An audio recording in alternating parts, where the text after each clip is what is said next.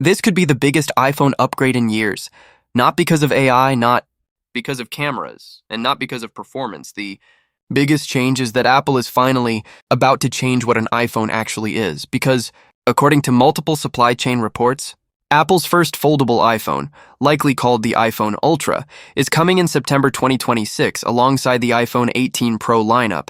And if these leaks are accurate, many buyers may want to rethink buying an iPhone 18 Pro Max this year. Because this isn't just another iPhone. This is Apple entering an entirely new product category, and the price alone proves it. Early estimates suggest the base model could start between $2,000 and $2,400. That makes it the most expensive mobile device Apple has ever built. But here's the real question. Will it actually be worth it? Let's start with the design, because this is where Apple appears to be doing something completely different from every other foldable phone on the market. Most foldables today are tall and narrow, closed. They feel awkward, open, they feel like stretched smartphones. Apple seems to hate that idea. Instead, leaks suggest Apple is going with a shorter and wider book-style design. Think less smartphone and more pocket-sized notebook. When closed, it reportedly looks closer to a wallet or passport holder than a traditional phone. Open it up and everything changes. The outer display measures around 5.5 inches. The internal display expands to roughly 7.8 inches. That puts it dangerously close to iPad mini territory. For productivity users, business professionals, creators, and travelers, this could be a massive upgrade. Imagine reviewing spreadsheets, editing documents, responding to emails, or running multiple apps without carrying both an iPhone and an iPad. That changes the ownership equation completely. But that's not the biggest change. The crease might finally disappear. For years, foldables have suffered from one obvious problem. You could always see the fold. You could always feel the fold. Apple apparently refused to release a product until that problem was solved. Current leaks point toward a liquid metal hinge combined with a reinforced support structure underneath the display. The goal is simple: make the crease almost invisible. If Apple actually achieves this, competitors may suddenly look outdated overnight, because for many premium buyers, the crease has been the single biggest reason to avoid foldable phones. Here's where things get interesting. The phone is expected to be just 4.5 millimeters thick when unfolded. That is incredibly thin, even by Apple's standards. Folded, the device becomes roughly 11 millimeters thick. That's thicker than a standard iPhone, but thinner than many current foldables. The trade-off comes from the camera bump. Leaks suggest it will be substantial, and there is a reason for that. Apple appears to be sacrificing camera hardware to make the foldable design possible. Instead of 3 cameras, reports suggest we get only 2, a 48-megapixel main camera and an ultra-wide camera. No telephoto lens, no periscope zoom, no dedicated long-range photography. That means photographers and content creators may actually get a better camera experience. From the iPhone 18 Pro Max, this could become one of the biggest buying decisions buyers face in 2026. Do you choose the future form factor? Or do you choose the better camera system? Most buyers are missing this detail. Apple may also remove Face ID entirely. The reason is physics. The foldable display simply isn't thick enough to house all of the true depth sensors required for Face ID. Instead, Apple is reportedly bringing back Touch ID, not under the display, not on the rear, inside the power button.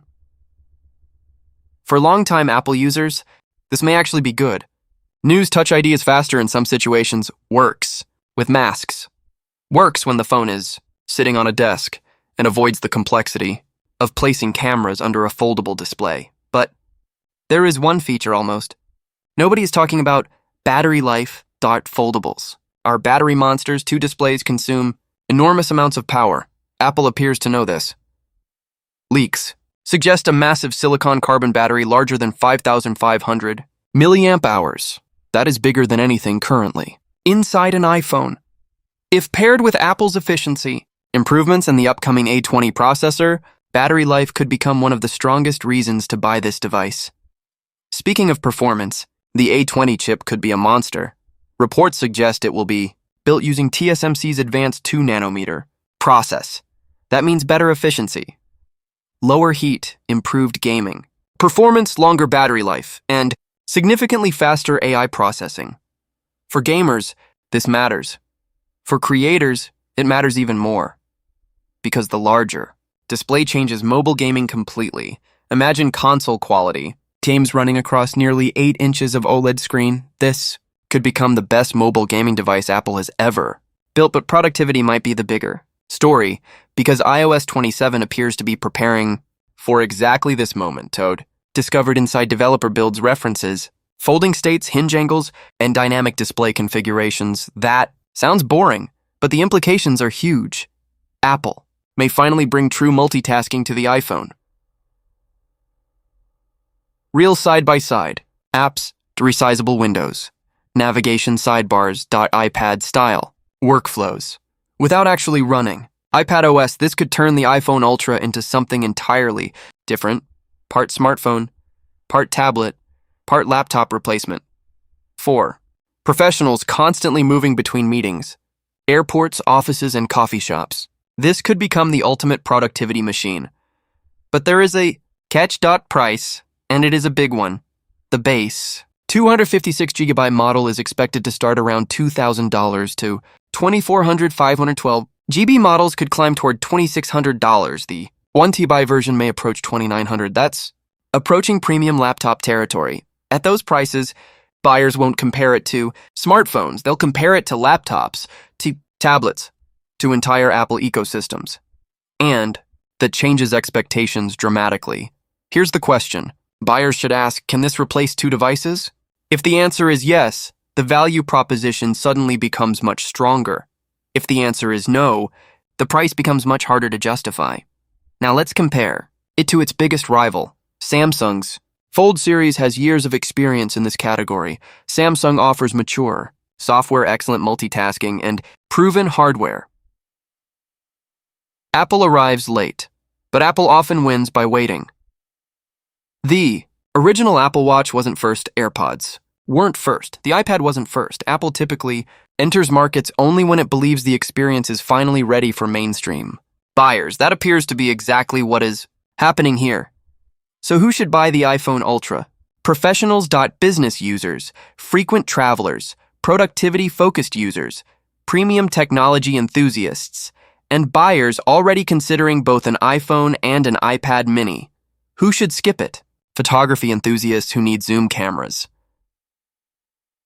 Budget-conscious buyers. Users happy with their current Pro Max models, and anyone who upgrades every year regardless. Now for the most important question, should you buy an iPhone 18 Pro Max or wait for the iPhone Ultra? If budget matters, buy the iPhone 18 Pro Max. It will almost certainly offer better value, better cameras, and a more mature experience. But if you're planning to keep your next phone for 4 or 5 years and want the most future-proof Apple device ever made, waiting for the iPhone Ultra could be the smarter investment, because this feels less like a new iPhone and more like the beginning of Apple's next decade. My recommendation is simple. Don't upgrade yet. Wait, see what Apple announces in September. Because for the first time in years, buying too early could mean missing one of the biggest shifts the smartphone industry has seen in a very long time.